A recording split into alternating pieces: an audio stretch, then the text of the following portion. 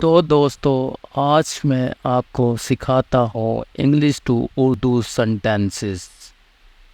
सबसे पहले मुझे अभी जाना है।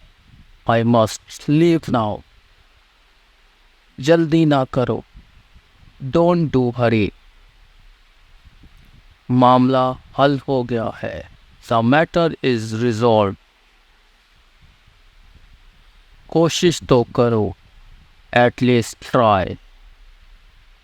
ये तो होना ही था। It had to happen. इसे राजी करो। Please him. मैंने क्या कर दिया है?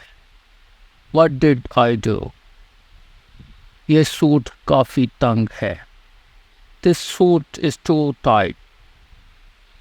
बहनाए मत करो। Don't make excuses.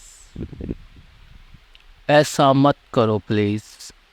Please don't do that.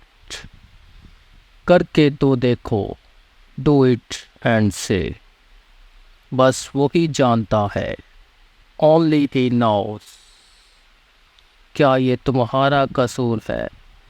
Is it your fault?